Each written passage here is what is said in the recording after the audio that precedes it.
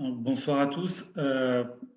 Donc l'objectif enfin le titre de la présentation qu'a présenté Anthony, c'était vraiment une présentation pour essayer de vous interpeller sur les risques, les avantages, les risques d'avoir accès enfin de se lancer dans le e-commerce ou de tenter pour certains de se relancer dans le e-commerce après une première tentative ratée. Ceux qui ont réussi dans le e-commerce peuvent peuvent partager aussi leur expérience ce soir, ou ceux qui ont aussi subi des écueils à travers leurs différentes expériences de e-commerce peuvent aussi partager avec nous. On apprend beaucoup plus de ces échecs que de ces succès quand on fait du e-commerce, puisqu'il n'y a pas vraiment enfin, les règles évoluent au jour le jour. Donc, moi, l'objectif, c'est ça fait un peu plus de 15 ans que je m'intéresse au e-commerce, donc à travers deux structures. Donc, quand je dis que je m'intéresse au e-commerce, c'est-à-dire que je me considère comme un e-commerçant dans le sens où la totalité des clients qui forment ma clientèle sont des clients qui sont arrivés dans mon portefeuille de clients par l'intermédiaire de Internet. C'est-à-dire que contrairement au mode de prospection classique, à savoir les annuaires papier de l'époque, le fax mailing, le courrier, la prospection téléphonique, le démarchage sur le terrain, on a utilisé le e-commerce et un site web, un site marchand, avant tout pour essayer de conquérir de nouveaux clients et bien évidemment pour essayer de les convaincre de nous passer commande en ligne, de sortir leur carte bleue et de nous payer, ce qui permet d'éviter les avances de trésorerie. Un des avantages du e-commerce. Donc, je suis à la fois le PDG de l'entreprise ActiveLife qui fait un peu plus de 3 millions d'euros de chiffre d'affaires sur toute la France. On fait ce qu'on appelle du B2B, c'est-à-dire qu'on vend au professionnel, et on vend ce qu'on appelle de l'équipement industriel. Vous irez regarder sur la toile à quoi ressemble Actilev, mais je vous expliquerai après pourquoi j'ai 6 sites de vente en ligne, puisque Actilev n'est pas le site principal. On a en fait des sites vitrines et des sites marchands qui correspondent soit à des sites dans lesquels on va trouver qu'un seul fabricant, qu'un seul produit, ou toute une famille de produits, ou qu'un nom un peu particulier. Je vous expliquerai ça après dans la stratégie à adopter. Et puis, avec le temps, il y a quelques années, il y a maintenant presque une dizaine d'années, j'ai décidé de créer mon agence web pour partager mon savoir-faire, ou en tout cas partager mon expérience un peu comme ce soir. C'est-à-dire que si vous avez l'opportunité d'interroger une agence web, moi, ça a été le cas par le passé, savoir si elle savait faire du site e-commerce. Déjà, vous en perdiez 2 sur 3 parce que la plupart savaient faire que des sites vitrines. Et puis, quand vous leur demandiez si elles savaient faire du site e-commerce en B2B, là, vous en perdiez 99 sur 100. Donc, en fait, on a fini par acquérir en interne dans l'entreprise la totalité des savoirs nécessaires au développement de notre activité. Donc, et aujourd'hui, PepsWeb n'est plus qu'un organisme de formation qui permet de former les gens au métier du e-commerce. Vous voyez, ma présentation de ce soir n'est pas totalement désintéressée. Et de former les gens au e-commerce et surtout de les rendre le plus autonomes possible et de leur éviter de tomber dans les panneaux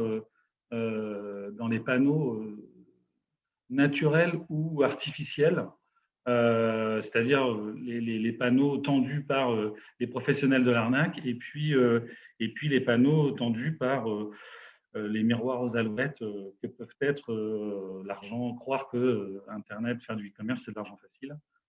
Et c'est tout sauf de l'argent facile.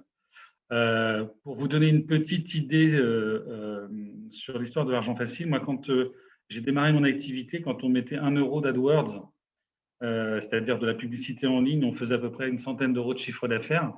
Et aujourd'hui, quand on met 1 euro d'AdWords, si on fait 3, 4, 5, allez, 10 euros de chiffre d'affaires, c'est un maximum. Donc, les règles ont un peu changé. Donc, voilà. Alors, avant de se lancer, vous allez voir qu'on va pas, ce soir, on ne va pas vraiment parler de technique, parce que ce n'est pas très intéressant la technique.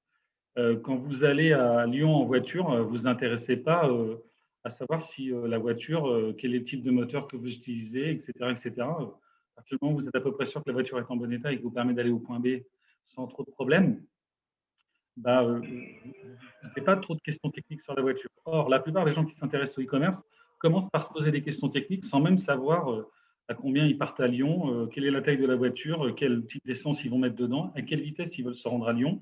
pourquoi ils veulent aller à Lyon, etc., etc., etc.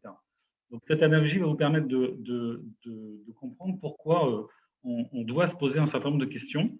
Donc, avant de se lancer sur la toile, déjà, vous devez savoir si on est bien d'accord que faire du e-commerce, c'est tenter de vendre quelque chose. Tenter de vendre quelque chose, c'est tenter d'en vivre, en tout cas, et d'essayer de dégager un minimum de profit pour au moins survivre à cette activité, voire la développer. Donc, vous devez impérativement, dans un premier temps, vous positionner, soit en tant que revendeur, importateur ou fabricant.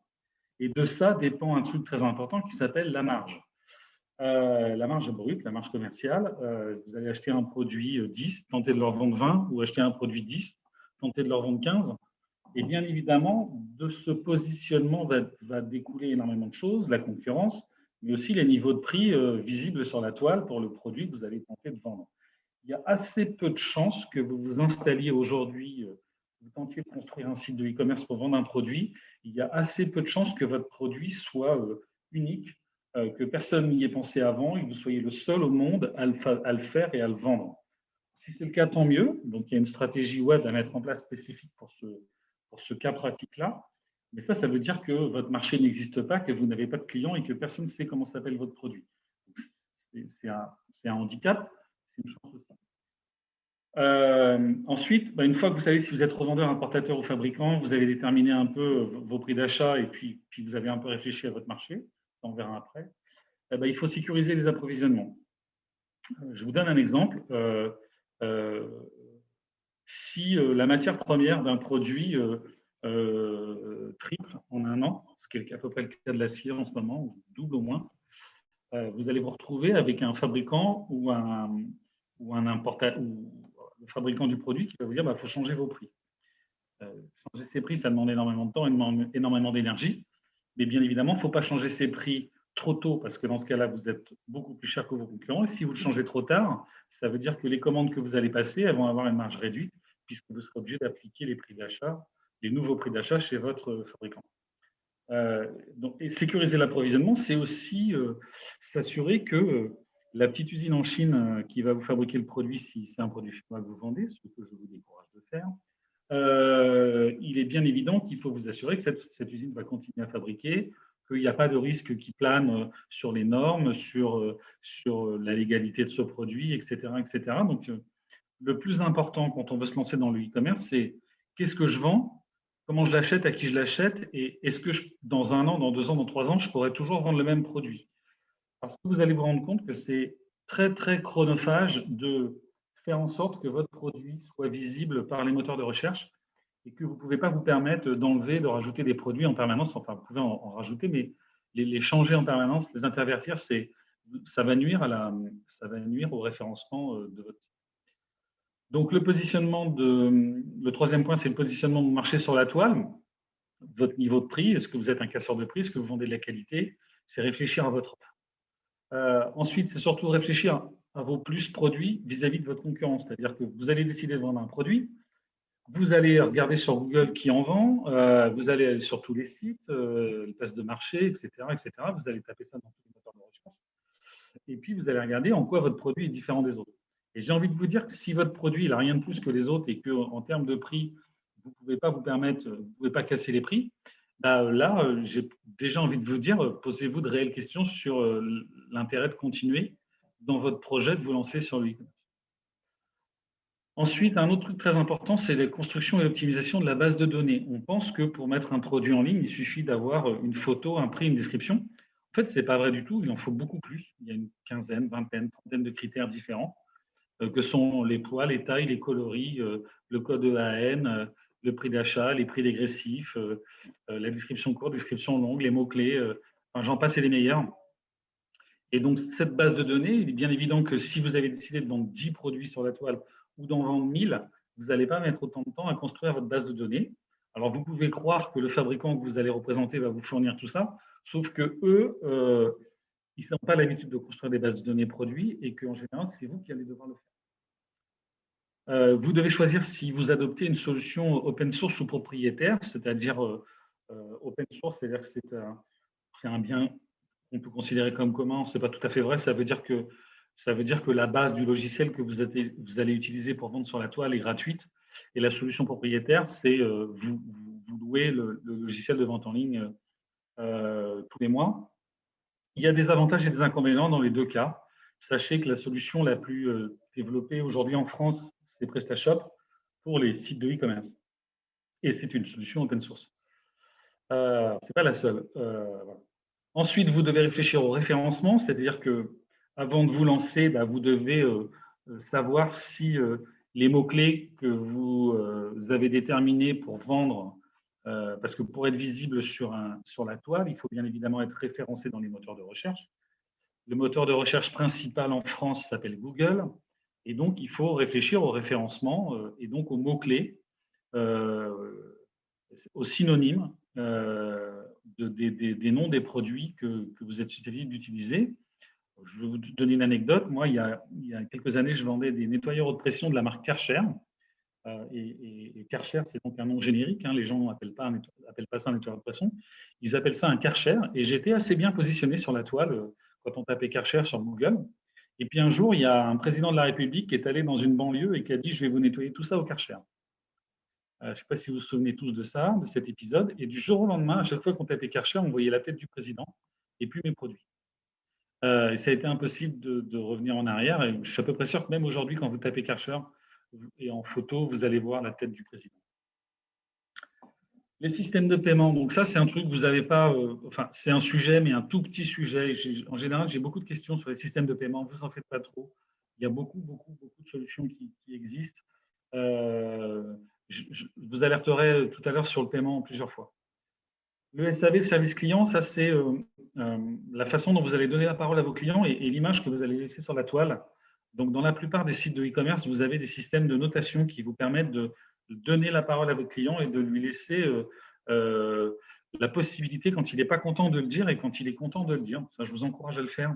C'est très important, même quand vous avez affaire à des gens pas très contents ou en tout cas pas de très bonne foi. Vous, soyez-le tout le temps et moi, je préfère répondre aux mauvais avis qu'aux bons avis. Et il suffit juste de le faire avec délicatesse et un peu de bienveillance et d'intelligence et vous allez voir, c'est très productif. Ensuite, dans les métiers du e-commerce, il y a beaucoup de métiers dans le e-commerce. Il y a une trentaine d'années, quand les ordinateurs sont arrivés, un informaticien, ça faisait tout. Aujourd'hui, il y a énormément de métiers dans l'informatique. Et dans le e-commerce, c'est pareil, il y a énormément de métiers, énormément de choses nécessaires. Et donc, vous devez déterminer la liste des choses que vous voulez faire en interne et la liste des choses que vous devez externaliser à des prestataires extérieurs qui existent, par exemple pour le référencement, pour l'écriture de texte, pour, je ne sais pas, pour prendre des photos, etc. Ensuite, un truc très important, c'est combien de temps vous souhaitez consacrer à cette nouvelle activité, puisqu'en général, quand on se lance de l'e-commerce, c'est une nouvelle activité. En général, elle vient en complément d'une activité déjà existante, et donc il est très important de définir le temps que vous souhaitez y consacrer par jour, par semaine, parce que moi, j'ai vu des gens qui me disaient, voilà, je vais y consacrer, je veux faire 30 000 € par mois de chiffre d'affaires et je vais y consacrer 4 heures par semaine. Ça, c'est pas possible, ça n'existe pas, à part peut-être sur le dark web, on vend des trucs illégaux, mais ce n'est pas le sujet d'aujourd'hui. Et enfin, qu'avez-vous défini comme budget? Et donc, en général, les gens ont tendance à croire qu'il faut mettre tout le budget dans la beauté du site, ou en tout cas la tête qu'il va avoir. Et là, je vais vous donner une autre analogie qui est quand vous décidez de construire une maison, votre maison, combien d'argent allez-vous mettre dans le papier peint? En général, moins de 1%. Et dans le web, ce n'est pas la peine d'en consacrer beaucoup plus non plus. Ce n'est pas ça le plus important. Le plus important, ce n'est pas le papier peint. Le plus important, c'est est-ce que vous avez des réseaux sanitaires? Est-ce que vous avez l'électricité? Est-ce que vous avez une route qui vient jusqu'à chez vous? Est-ce que vous avez des fondations solides? Et c'est tout ça les informations les plus importantes à recueillir. Et ces informations les plus importantes, c'est la liste que vous avez dans la page numéro 1. Et sachez que, et c'est le dernier point avant de passer au slide suivant, Tony, aller sur Internet aujourd'hui, c'est cher. Ce n'est pas moins cher que d'embaucher un commercial qui aille sur le terrain, sur un secteur géographique, pour essayer de vendre les produits en direct à vos clients. Ce n'est pas moins cher que les autres formes de commerce. Le e-commerce, ou en tout cas le commerce en ligne via l'ordinateur, est un canal de vente parmi les autres qu'il faut savoir exploiter, avec des avantages et des inconvénients. Et de mon point de vue, ça n'est qu'un canal, ça ne doit pas être l'unique. c'est ce que je vous expliquais en préambule dans mon activité. Moi, Internet me permet de récupérer des prospects, d'avoir des demandes de devis, puisqu'en B2B, on fonctionne essentiellement avec des demandes de devis, et de convertir ces devis en commandes. Alors, bien évidemment, j'ai des commandes qui tombent entre parenthèses toutes seules, c'est-à-dire que le client passe commande en ligne, met son numéro de carte bleue avec des montants moyens de commande très intéressants, hein, 300, 400, 500 euros. Mais ça ne suffit pas. Et en général, les devis sont beaucoup plus importants, surtout quand on fait du B2B. Avez-vous des questions sur ce premier slide? Moi, du coup, Gilles, je n'ai pas accès au chat. Je ne sais pas si tu as accès, du coup, Alors, attends, étant donné que je présente. j'aurai la discussion. Bonjour à tous, bonjour à tous, bonjour à tous. Bah, ça va. Bon, bonjour à tous. Alors, la solution à choisir, open source ou propriétaire, donc j'ai commencé à vous en parler en préambule. Si tu peux aller sur la slide suivante, Tony, merci. Donc là, on va passer assez vite sur cette présentation. Enfin, la présentation que je vous fais, vous l'avez, hein, donc ça va vous donner les avantages et les inconvénients de la solution open source par rapport à la solution propriétaire. On ne va pas s'apesantir trop là-dessus. Sachez qu'il n'y a jamais rien de gratuit. Hein. Il y a une règle qui dit si c'est gratuit, c'est vous le produit. Donc, il n'y a jamais rien de gratuit. Une solution open source, effectivement, c'est gratuit, mais il va falloir vous payer quelqu'un pour vous héberger le site, il va falloir vous payer quelqu'un pour vous installer le module de paiement, il va falloir payer quelqu'un pour vous installer les modules sous PrestaShop, parce qu'on va vous dire que tous les modules, c'est-à-dire les briques que vous allez assembler pour pouvoir agrémenter le site et faire en sorte qu'il ait toutes les fonctionnalités que vous souhaitez. En général, chaque brique est compatible avec la solution open source de base, mais rien ne garantit que les briques puissent interagir entre elles correctement. Et donc, en général, quand on installe un site de e-commerce, on installe 5, 6, 10, 15, 20 modules. Il y en a qui essayent de mettre 30 modules. Et en général, ça fait planter les sites parce que les modules n'ont pas été conçus pour pouvoir discuter avec les autres modules. Donc, c'est un peu comme un Lego. Ce n'est pas parce que quand vous rajoutez un Lego sur le premier Lego que les briques, les petits picots du dessus sont les mêmes que les petits picots du dessous. C'est le problème des modules qui sont développés dans PrestaShop. Même si la société PrestaShop est censée veiller à ça.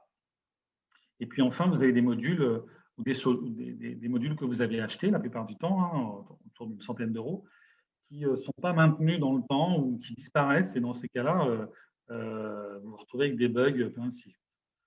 Ça, c'est la solution open source. La solution propriétaire, tous ces bugs, vous ne les avez pas, mais vous n'avez pas forcément tout ce que vous souhaitez, comme vous le souhaitez, et vous êtes un peu tenu par le propriétaire de la solution de rentrer dans le rang. Et en général, vous avez des solutions propriétaires la plupart des solutions propriétaires sont plutôt faites pour le B2C, le commerce en ligne destiné à des particuliers. Voilà. Question par rapport à ça? Non? Alors, on continue. J'ai toujours tout le monde? Bon, moi, je suis toujours là. J'espère que les autres aussi. Hein. Bon. Le B2B versus B2C. Donc, je vous ai dit, hein, c'est deux business qui n'ont rien à voir entre eux et il faut bien en tenir compte. Et moi, je ne vous conseille pas d'avoir un site web marchand qui soit dédié à la fois aux particuliers et aux professionnels. C'est assez casse-gueule. Pourquoi? Parce que d'abord, un professionnel, lui, il achète en hors-taxe et un particulier, il achète en TTC. Et donc, le prix que vous devez afficher pour les professionnels, il doit être en hors-taxe et le prix que vous devez afficher pour les particuliers, il doit être en TTC. Ensuite, parce que en B2C, vous n'avez qu'un un seul décideur en général. C'est-à-dire, vous, messieurs, quand vous achetez un article, un casque de moto sur Internet, vous ne demandez pas l'avis à votre patron, à votre femme, à vos amis pour le faire. Par contre, si, ou mesdames, pour une paire de chaussures, je ne sais rien, vous la choisissez parce qu'elle vous plaît. Mais en B2B, ce n'est pas tout à fait vrai. En B2B, on a tendance, plus la valeur du produit augmente, plus la valeur de la commande est susceptible d'augmenter, d'avoir un décisionnaire, deux décisionnaires, trois décisionnaires, quatre décisionnaires. Et la personne qui recherche le produit en B2B n'est pas forcément la même que celle qui commande. Ce n'est pas forcément cette personne-là qui a la carte bleue pour vous le commander. Ce n'est pas forcément cette personne-là qui est le décisionnaire financier. Donc, le délai de décision n'est pas le même en B2C qu'en B2C. Il y en a un qui est court, l'autre qui est long. Les étapes de décision, il n'y en a aucune. En B2C, en général, c'est un achat d'impulsion où on sait qu'on veut acheter ça et on y va. Alors qu'en B2B, il y a plusieurs étapes. il y a l'étape de la recherche des différents concurrents, il y a la mise en concurrence, il y a toute la phase de décision, d'analyse technique d'une offre. Puis après, il y a tout ce qui concerne les délais de livraison. Est-ce qu'il y a du SAV, est-ce qu'il y a du montage, est-ce qu'il y a de la garantie? En général, quand on achète un produit en B2C, bah, la loi nous protège, on sait qu'on a 1 an de garantie. Bah, en B2B, 1 an de garantie, c'est assez rare. En général, on veut 2, 3, 4, 5, 10 ans de garantie. Et ces garanties, elles ont des contraintes. C'est soit une garantie pièce, soit une garantie pièce et main-d'œuvre, soit une garantie pièce, main-d'œuvre et déplacement. Vous n'avez jamais ça en B2C, ou rarement. Donc, coût du produit par rapport au service, bah, vous avez l'information, c'est assez faible, moyen en tout cas pour les B2C, et assez élevé pour les B2B. Enfin, la définition du prix. En général, quand vous achetez quelque chose, si vous achetez un réfrigérateur sur Internet, chez Cdiscount, vous n'allez pas en acheter 10. Vous n'allez pas demander un devis à Cdiscount pour acheter 10 réfrigérateurs, vous n'en avez besoin que d'un. Ben, en B2B, en général, quand on veut acheter, je ne sais pas, moi je dis une bêtise, peut-être un transpalette manuel pour équiper son entreprise, ben, on peut en avoir besoin d'une dizaine. Et dans ce cas-là, on a besoin d'un prix négocié. Et ça veut dire que sur le site en ligne, il faut prévoir des prix dégressifs et ou une cellule de rédaction de devis. Et donc tout ça, c'est des gens à mettre derrière. Et donc l'utilisation d'Internet pour le B2C, bah, c'est une recherche et une comparaison de prix. Et souvent, B2B, c'est plutôt une recherche et une collecte d'informations. Alors, est-ce que j'ai une question? Non, c'était toujours là. C'est Olivier qui nous dit qu'il est toujours là. On peut continuer, Anthony.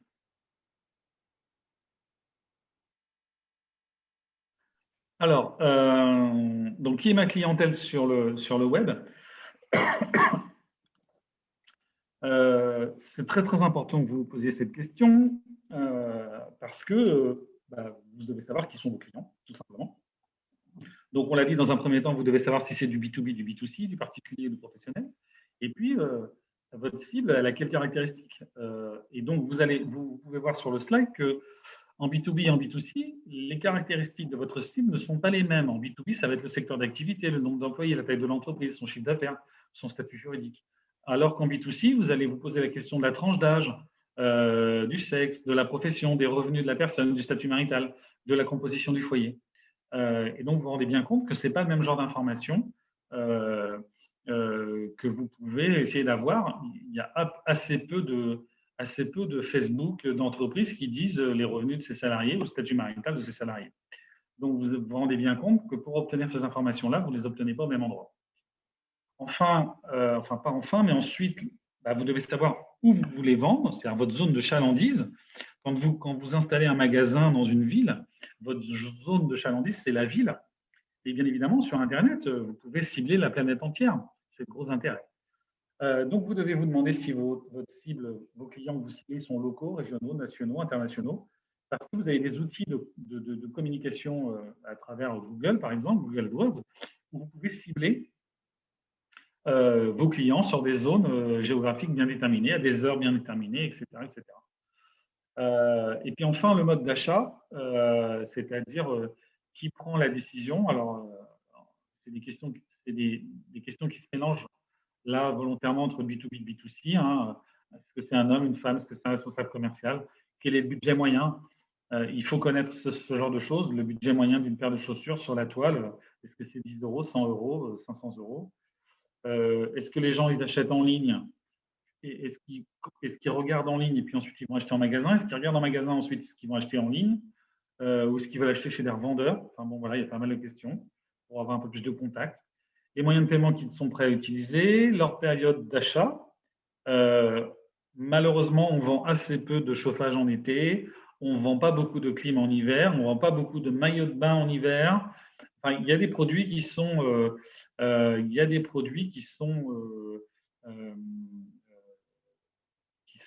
voilà. Qui dépendent des saisons. Voilà, saisonniers.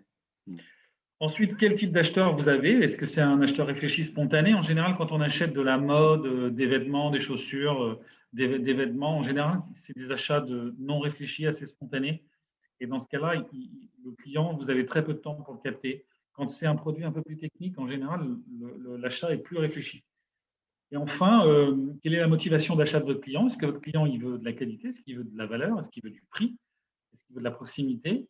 Est-ce qu'il veut de la garantie? Est-ce qu'il ne veut pas payer de transport? qu'est-ce qu'il veut.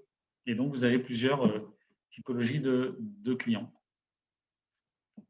Que dois-je savoir faire externaliser? Donc, je vous en parlais en préambule.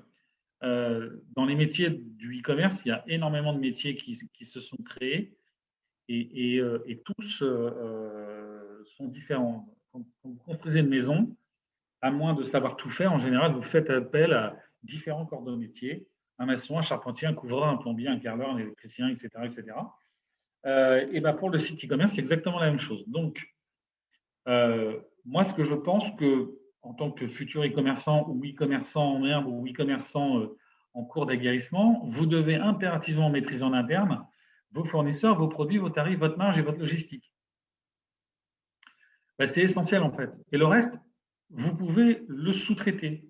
Il existe des outils pour ça et des prestataires pour ça. Vous n'êtes pas obligé de le faire, mais la colonne de gauche, c'est vraiment ce sur quoi vous devez consacrer toute votre énergie et vous pouvez sous-traiter la gestion de votre site, le graphisme, le référencement de vos produits, la mise en place de la stratégie marketing, la communication sur les réseaux sociaux, l'analyse des statistiques, la réalisation des visuels, mais il y a énormément de choses qu'éventuellement vous ne maîtrisez pas et que vous voudriez ou vous pourriez éventuellement sous-traiter.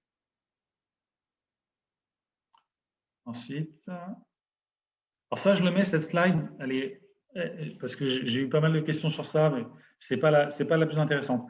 Bon, il y a on se demande toujours quelle solution de paiement choisir. Bon, la plupart, en général, moi j'ai envie de vous dire, prenez celle de votre banque. Comme ça vous évitera, l'argent va arriver directement sur votre compte. Je vais juste attirer votre attention sur deux choses. D'abord, PayPal. PayPal, c'est très cher. Et dites-vous que quand vous n'avez pas le produit, qu'il n'est pas disponible et que vous devez rembourser le client, dites-vous que ça vous coûte un pourcentage quand vous récupérez l'argent sur le compte PayPal et ça vous coûte un pourcentage quand vous remboursez votre client. Ça veut dire que PayPal ne perd jamais.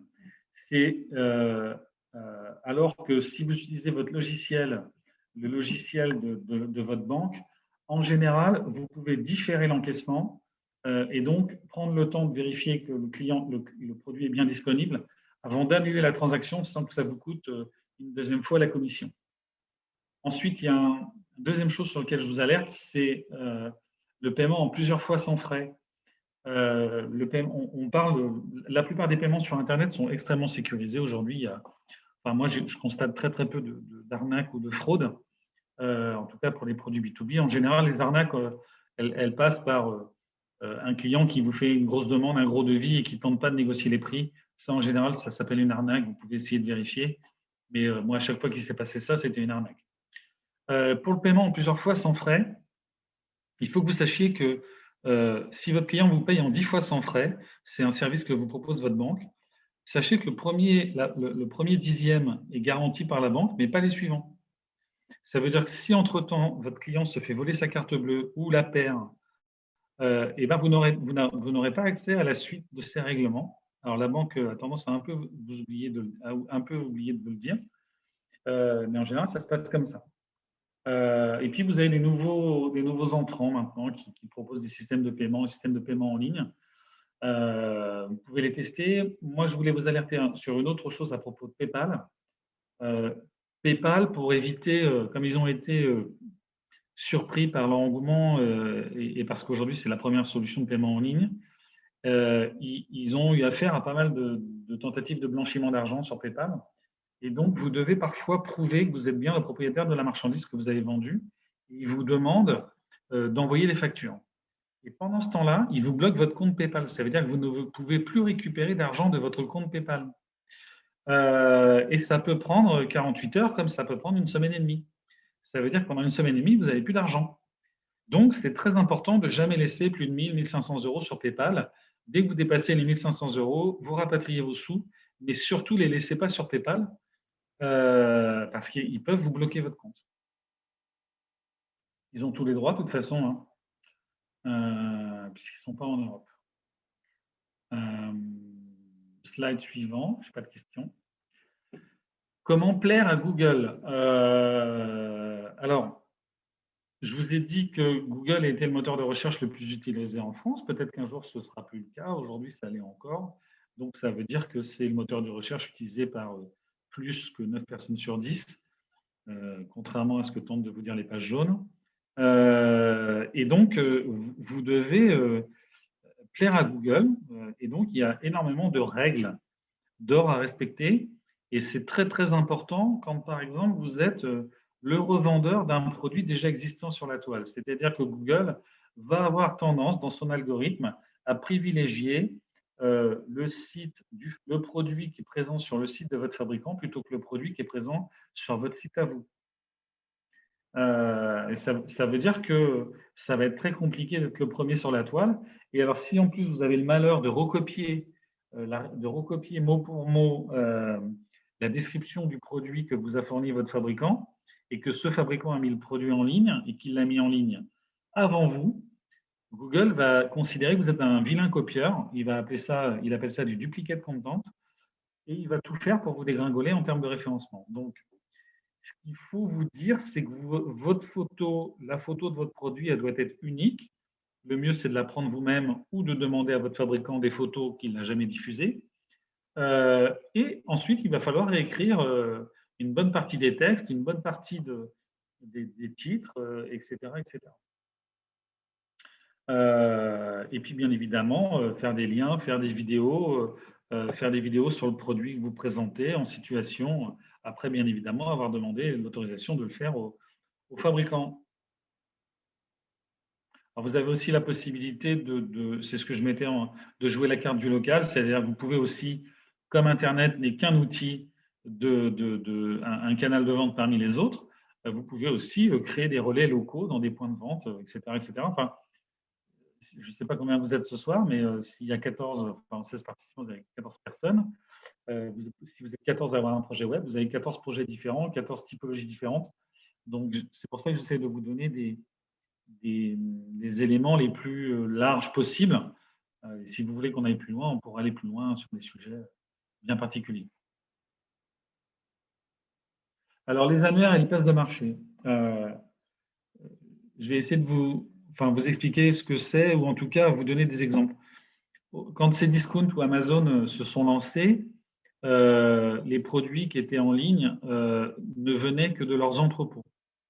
Aujourd'hui, la plupart des produits qui sont en ligne sur Amazon ou des produits qui sont en ligne sur Cdiscount sont aussi proposés, vous irez voir, par d'autres commerçants. C'est-à-dire que pour qu'Amazon et Cdiscount réduisent leur stock, ils trouvent des partenariats où ils proposent à d'autres revendeurs de se mettre en ligne sur le site en concurrence pratiquement de leurs produits, mais comme ils prennent un pourcentage très très important, ce n'est pas grave. Le pourcentage, il est entre 10 et 25%. Donc, ça peut vous coûter très très cher. C'est pour ça que la marge au départ, elle doit être très importante. Si vous n'avez pas 30 de marge sur vos produits, j'ai envie de vous dire, vous ne lancez pas dans les places de marché, ce n'est pas aux sirènes d'Amazon, ce n'est pas aux sirènes de Cdiscount et aux sirènes des places de marché. Vous avez aussi des annuaires. Les annuaires, c'est assez intéressant quand vous avez un produit un peu particulier. Alors, il y a des annuaires B2C, des annuaires B2B. Moi, je travaille avec des annuaires B2B pour présenter des produits assez techniques. C'est comme ça que se sont recyclées la plupart des revues industrielles.